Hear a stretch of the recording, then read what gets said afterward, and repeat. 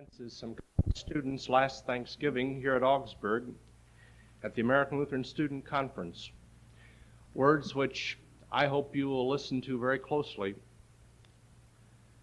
It's the word to the college community from the students, and it says this: feeling the imperative nature of our times, we are compelled to action. Words have become cheap. And then there are a number of things that are called for. Top priorities in college community chest drives should be given to hunger in its various forms, wherever it's evidenced, in American inner city places, in rural poverty pockets, and beyond American shores. We call for direct encounter approaches to minority communities so that students can be sensitized to the crisis in our time, and ask that such approaches become integral to a student's learning, both in volunteer programs and directly in curriculum approaches of our colleges. 3, we urge that college students join in experimental cooperation with agencies, government, and otherwise in attacking the crises. 4, we strongly urge enlarging listening witness programs. We join the Lutheran Student Association in asking college campus personnel to arrange and train such listening witness teams. 5, we strongly recommend that colleges establish colonies for live-ins in crisis areas, the inner city, small dying towns, and suburbia, on an accredited basis, so that the students may get credit for this essential part of their education. 6, we encourage and support students who have found it necessary to establish free universities on our campuses and urge all students to continually relate their academic experience to the needs of the world. 7, we urge that students do individual research on the particular topic of world hunger and that a bank of pertinent knowledge be established. We further suggest that students examine their own abilities to see how they may be utilized in answering their calling in this hungry time. 8, we call for political action by students for programs in the United Nations or Congress. This should be done individually by letter writing, corporately by lobbying, and by entrance into the campus party politics that relate to national life. 9, realizing that we are calling for the church and the nation to make large sacrifices, we call every student to responsible action by giving a year or 2 years of their lives to work on one or another of the facets of the hunger problem as it is increasingly evidenced and understood. We suggest VISTA, Peace Corps, Prince of Peace volunteers, and similar programs. And finally, we recommend that each TALC student take it upon himself to limit his spending on such items as cars, clothing, social activities, food, and other luxuries in an attempt to rechannel his efforts toward the higher problem of world hunger. Occasionally, as with this sermon, one lies on his bed through the night, as I did, half waking, half sleeping, seeking in some way to release the demon of the sermon within. And the moments of speaking toward which the Spirit groans becomes apocalyptic and a last judgment in a way. This is the hour of judgment for the preacher where I'm standing. And such is this moment in American history. And perhaps you as students know better than any other single segment of society what the edge of this time means, because that's where you stand. You have insight about it because it is your life that is to come. Psychologically, we are people in the midst of a bad dream, struggling to awaken but not knowing how, fearing yet deeply desiring the dawn. It is a time of rending and dividing. We know now that Cox's secular city was a brief, poignant dream, and that the great society is an occasion, if not for cynicism, assuredly delusion. American society, government, school, church is being ripped from top to bottom.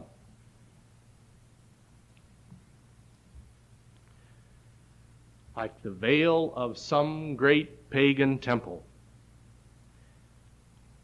Already the generation gap indicates that the old, including myself, may not even be able to recognize any landmarks as the new generation copes with the world given them. Meanwhile, we live in illusions, as Paul Goodman says. In between the ideality and the brutality there occurs, he says, a lot of obsessional warding off of confusion by methodical calculations that solve problems in the abstract in a modern high style. A precise decimal is set beyond which the economy will be inflationary, but nobody pays it any mind. We know at what average annual income how many peoples cause what percentage of disturbances.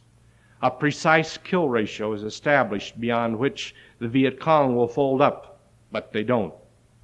Polls are consulted for the consensus, like the liver of sheep, without notice of signs of unrest, and even though the administration keeps committing itself to an irreversible course that allows for no choice, and they are everlastingly righteous. In more insane moments, however, they manufacture history out of the whole cloth, so that there is no way of checking up at all. Incidents are created in order to exact reprisals. They invent and legislate about agitators for demonstration and riots that are spontaneous. They project boogeymen in order to arm to the teeth. Some of this, to be sure, is cynical, but that does not make it less mad, for clever or not, they still avoid the glaring realities of world poverty, American isolation, mounting urban costs, increasing enemy, and so forth. And Vietnam?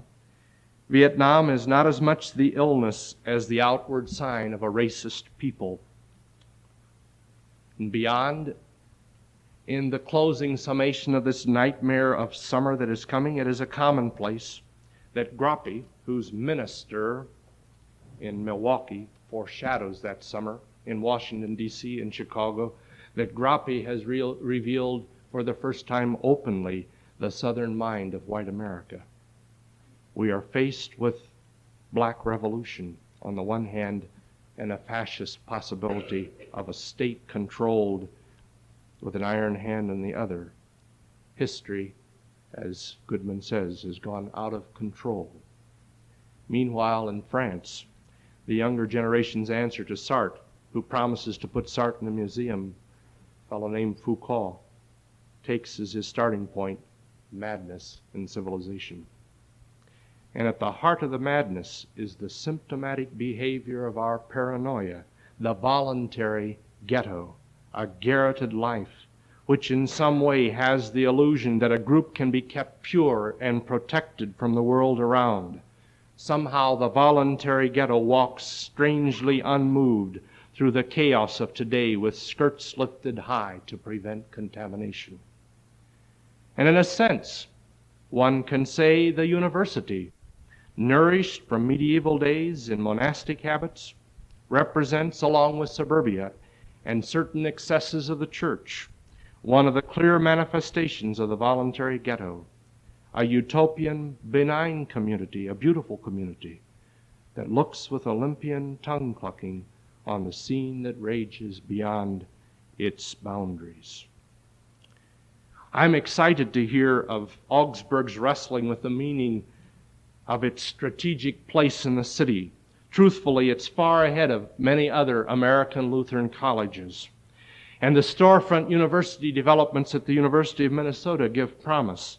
But it has to be said that the giant university, so important to American life, has only begun to scratch its head in a time that begs for action. In many ways, there is doubt that a 10-year overhaul in curriculums all over the country can do the trick. It seems like it has to happen tomorrow, if not today. The city is the university. The world and its present history is the curriculum.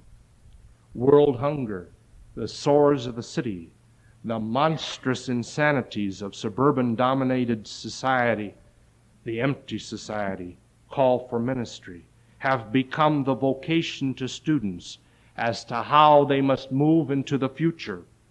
The student must enter straightway into his own education and seek a university of the streets.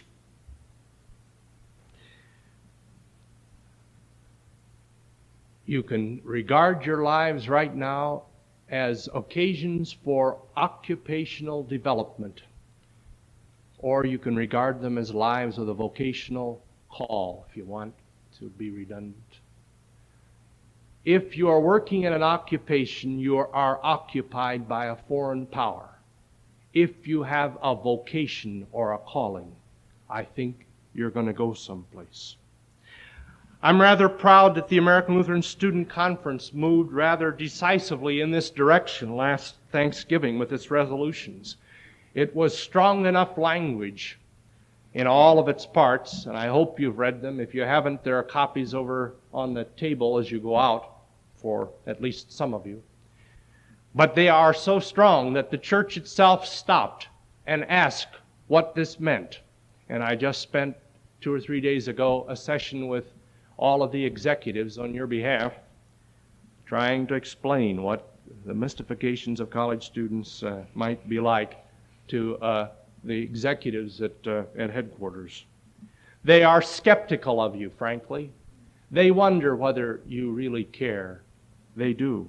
I think it's not a wondering as much of anger as it is a wondering of skepticism about the times that they live in and whether there is any body of people that really want to move in the world in this time.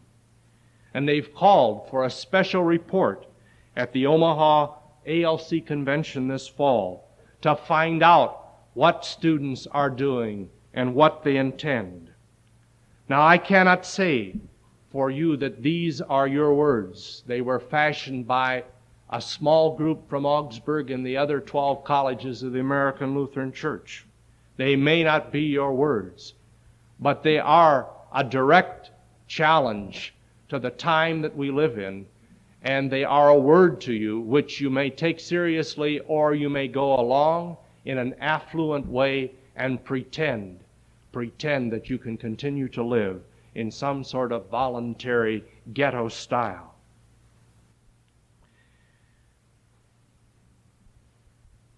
I am saying to you, I guess, that it's not just a matter of protest any longer, but the time has come to act in affirmative kinds of ways about the world we're living in. It's time that we demonstrated, you might say, something of what this really means, not just in small, tiny groups that go here or there, but en masse in American student life, all over this country, all over this land, not only in summers, but at all times and in all places. Perhaps a student body like this should adopt a country, an impoverished country that has world hunger lurking at its door, become immersed in its problems, develop specialists to help that country, to also be an advocate for that country and its needs in our national life, but above all, to become a friend to those who are strangers to us. Perhaps the time has come when every student should become a listening witness, a reconnaissance commando, if you want, on behalf of the church's life, seeking out the issues of life and also the way to live as a Christian with reference to a particular crisis. Whatever kind of job, let me tell you, whatever kind of job you have this summer, you are at the edge of a crisis, whether you know it or not. And I tell you that for Christians, it's a dangerous time.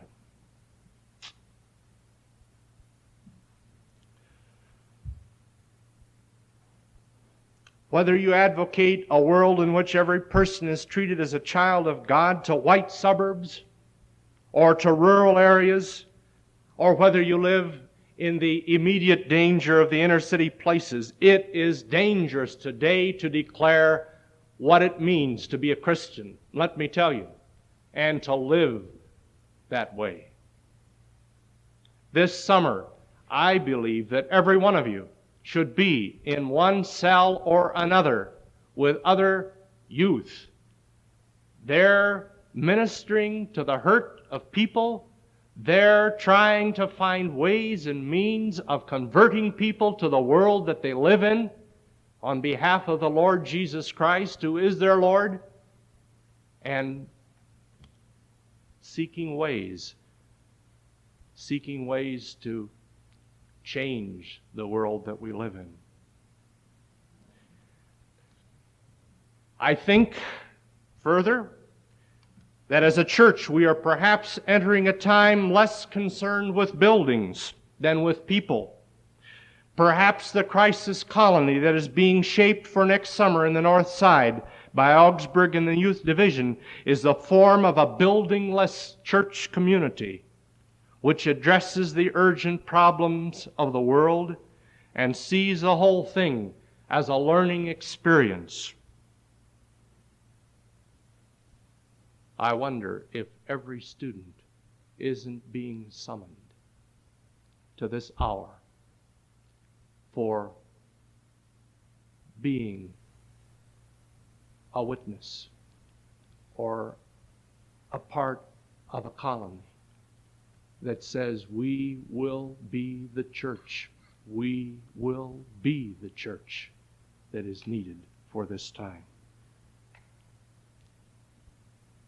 And perhaps it calls for such things as really not taking cars quite as seriously, or clothing, or social activities, or food and luxuries.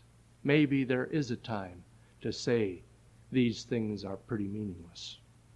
Maybe it is a time for saying, I need to give a year or 2 years, or maybe even more significantly, a lifetime to the questions that haunt our times. That's what I think is meant by taking up your cross and following Him. And I fervently believe there is no other life that's called Christian but that one. Amen.